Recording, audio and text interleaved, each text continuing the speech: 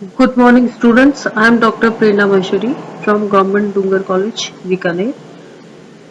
आज का मेरा लेक्चर MA फाइनल के theory and methods of history के टॉपिक इतिहास कला है पर आधारित होगा।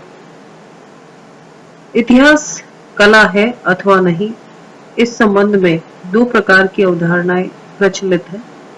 एक अवधारणा के अनुसार इतिहास कला है और दूसरी अवधारणा के अनुसार इतिहास कला नहीं है। आज हम पहले इतिहास कला नहीं है इस अवधारणा पर बात करेंगे। प्रोफेसर जेबी ब्यूरी ने कहा है कि जब तक इतिहास को कला माना जाएगा तब तक इसमें सत्यता और यथार्थ का प्रतिष्ठापन नहीं हो सकेगा, और उन्होंने इतिहास के साहित्यिक स्वरूप का विरोध किया क्योंकि यह उसके वैज्ञानिक स्वरूप में बाधक है। 19वीं शताब्दी के उत्तरार्ध में इतिहास को वैज्ञानिक स्वरूप प्रदान करने के लिए एक आंदोलन चला था।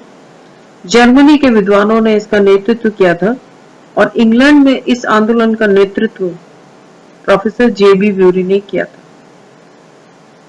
आधुनिक युग के अधिकांश इतिहासकारों की रचनाओं में रोचक और साहित्यिक शैली का अभाव स्पष्ट दिखाई देता है। रोचक और साहित्यिक शैली को प्रधानता देने वाले ट्रेवेलियन को इतिहासकारों की श्रेणी में स्वीकार नहीं किया जाता। उनकी रोचक और आकर्षक शैली को देखकर अधिकांश इतिहासकारों ने उन पर प्रश्न उठाए। इसका क्या कारण रहा? इसका मुख्य कारण ये रहा कि उनकी रचनाओं में ऐतिहासिक तथ्यों की उपेक्षा की गई। ट्रेवेलियन की रचनाएं भाव प्रधान और व्यक्तित्व प्रधान है, और सत्य और यथार्थता को प्रधानता देने वाले इतिहासकारों ने इतिहास को कला के रूप में स्वीकार नहीं किया है। क्रोचे के अनुसार इतिहासकार का कार्य यथार्थ कहानी का प्रस्तुतिकरण मात्र है, इसमें कला की आवश्यकता का कोई विशेष महत्व नहीं है। रेनियर ने लिखा है कि यद्यपि इतिहास विज्ञान नहीं है, फिर भी एक अनुशासन है और विषय वस्तु के प्रति इसकी पहुंच विज्ञान की भांति है। इस कथन का तात्पर्य यह है कि इतिहास के अध्ययन की शैली कलात्मक नहीं अपितु वैज्ञानिक होनी चाहिए। विज्ञान की विधियों से परिष्कृत इतिहास को ही आधुनिक इतिहासकारों ने मान्यता प्रदान की है। इतिहास को कला स्वीकार करने का तात्पर्य यथार्थता की उपेक्षा करना है और उसे व्यक्तित्व, भावनाओं और साहित्यिक शैली से परिष्कृत करना है। यथार्थता के अभाव में इतिहास निश्चित रूप से अपना अस्तित्व खो देगा और कल्पना और भाव प्रधान साहित्य बन जाएगा। वैज्ञानिक इतिहासकारों ने इस प्रकार इतिहास के कलात्मक स्वरूप पर तीव्र प्रहार किया है और उसे कला के रूप में स्वीकार नहीं किया। अब हम दूसरी अवधारणा की बात करें जिसके अनुसार इतिहास कला है। क्रोचे के अनुसार इतिहासकार का पुनीत कर्तव्य तथ्यों का कलात्मक प्रस्तुतिकरण है। कला में संभावनाओं का वर्णन होता है, इसके विपरीत इतिहास यथार्थता का प्रस्तुतिकरण है। वॉल्श ने इतिहासकार और कलाकार में समानता और अंतर को स्पष्ट किया है। एक कलाकार अपने उद्देश्य की प्राप्ति में साधनों पर विशेष ध्यान नहीं देता। वह चित्र के प्रस्तुतिकरण में कला के नियमों का अनुकरण नहीं करता, क्योंकि कला संबंधी स्पष्ट नियमों का प्रतिपादन अभी तक नहीं हो पाया। परंतु एक इतिहासकार तथ्यों के वर्णन में वस्तुनिष्ठ साधनों का प्रयोग करता है। साधनों का प्रयोग दोनों अपने अपने ढंग से करते हैं। क्रोचे के अनुसार इतिहास और कला में यही अंतर है जिसे वास्तविकता और अवास्तविकता कहा जा सकता है। एक कलाकार चित्र के प्रस्तुतिकरण में यथार्थता पर विशेष ध्यान नहीं देता, परंतु इतिहासकार के लिए यथार्थता अनिवार्य होती है और अपरिहार्य भी होती है। जीआर एल्टन का विचार है कि इतिहास कला है। इतिहास लेखन को वैज्ञानिक विधियों से परिष्कृत करने के बावजूद उसके प्रस्तुतिकरण और व्याख्या में कलात्मक शैली की आवश्यकता होती है। ऐतिहासिक तथ्य प्राय नीरस और निर्जीव होते हैं। मोहनजोदड़ो की खुदाई के पश्चात इमारतों के भग्नावशेष, खंडित मूर्तियां, बर्तनों के टुकड़े आदि प्राप्त हुए। इन ऐतिहासिक तथ्यों की नीरसता और निर्जीवता का अनुमान कोई भी लगा सकता है, परंतु इतिहासकार अपनी कलात्मक और रोचक लेखन शैली के द्वारा इन निर्जीव ऐतिहासिक तथ्यों के आधार पर अपने पाठकों को सजीव इतिहास प्रस्तुत करता है। अनेक तथ्यों का समावेश उसकी कुशल और आकर्षक शैली पर निर्भर करता है। निर्जीव तथ्यों को यथावत रखने का अर्थ इतिहास को निर्जीव बनाना होगा। तो ट्रेवलियन ने इस बारे में अपना विचार व्यक्त किया है कि इतिहास को सरस बनाने के लिए इतिहासकार को मैकाले की रचनाओं से प्रेरणा प्राप्त करनी चाहिए। कॉलिंगवुड के अनुसार इतिहास अतीत में मानवीय कार्यों का अध्ययन होता है।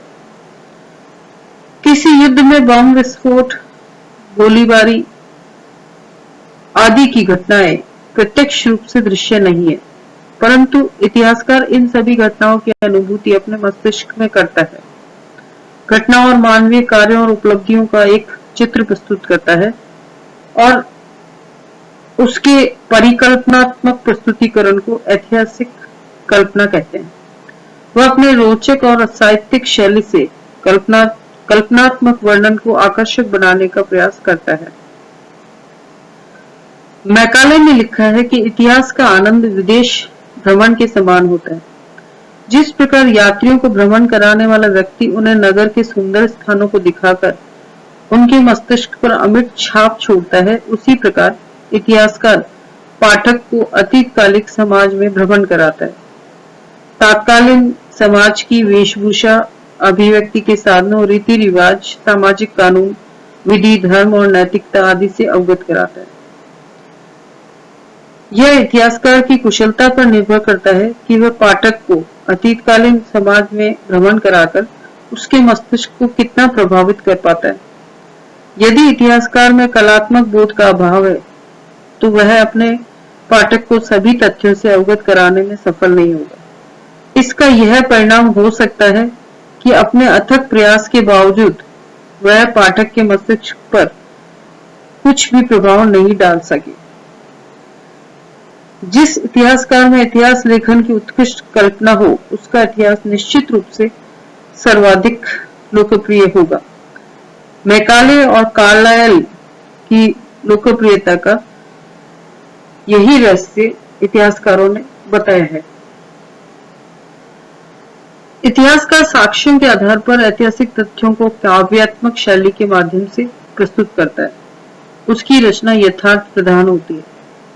वृंदावन लाल वर्मा का उपन्यास झांसी की रानी, भगवती चरण वर्मा की रचना चित्रलेखा का आधार ऐतिहासिक है, पर उनकी रचनाएं कल्पना प्रधान है। उनमें यथार्थता का अभाव स्पष्ट दिखाई देता है। एक इतिहासकार काव्यात्मक शैली के माध्यम से यथार्थता का चित्रण कल्पना के परिवेश में करता है, ताकि पाठक उस काल के सजीव दृश्य का दिग्दर्शन कर सके। इतिहासकार स्थान और समय की परिधि में भी बंधा हुआ है। यदि कोई इतिहासकार अकबर के समय में फतेहपुर सीकरी का अध्ययन कर रहा है तो उसे समय और स्थान का ध्यान रखना पड़ेगा। वह फतेहपुर सीकरी का वर्णन करते हुए लखनऊ, काशी और प्रयाग का वर्णन नहीं कर सकता है।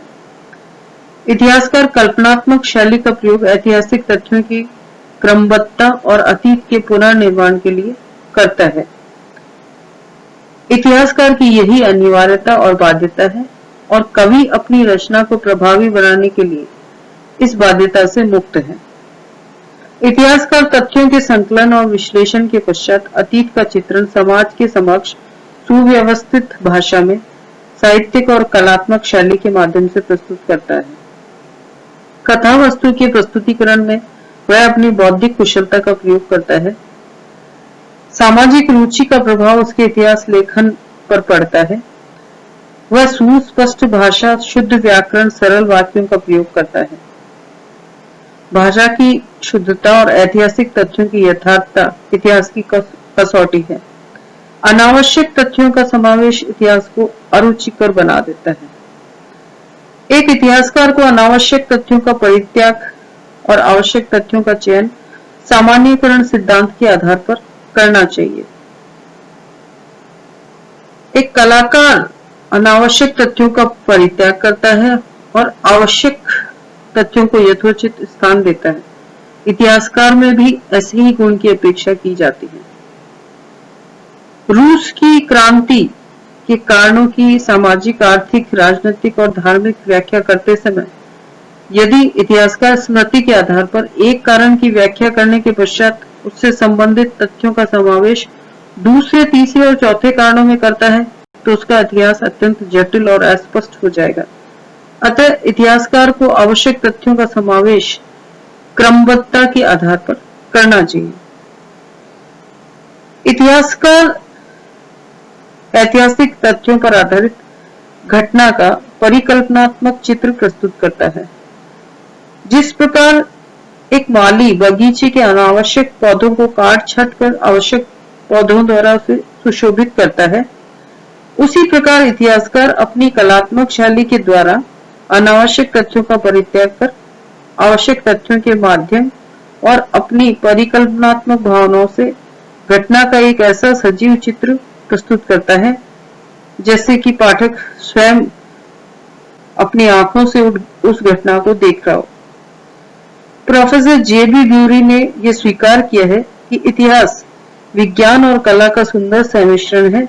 इतिहास की नीरसता को कम करने के लिए यह आवश्यक है कि उसे रोचक साहित्यिक शैली में परिष्कृत किया जाए। एल्टन ने तो स्पष्ट कहा है कि व्यक्तित्वहीन इतिहास मृत और निष्प्राण होता है, चाहे उसका संबंध इतिहासकार से हो अथवा उसकी सामग्री से। निष्कर्ष रूप में हम कह सकते हैं कि इतिहास न तो केवल विज्ञान है और न ही केवल कला है, अपितु वह विज्ञान भी है और कला भी। विज्ञान में वह एक सामाजिक विज्ञान और कला में वह कल्पना प्रधान न होकर यथार्थ प्रधान है। जहां हम इतिहास और विज्ञान में एक रूपता पाते हैं, वहां इतिहास को विज्ञान कहा जा सकता है, जबकि दोनों में अंतर मिलने की दशा में इतिहास को विज्ञान नहीं माना जाता है। उसी तरह जहां इतिहास में कला की विशेषताएं मिलती है, वहां वह कला होता है और जहां नहीं मिलती वहां उसे कला से पृथक रखते हैं। अतः यह कहना अनुचित नहीं होगा कि इतिहास एक विज्ञान है, न उससे कम न अधिक, और कला भी है, न उससे कम और न उससे अधिक।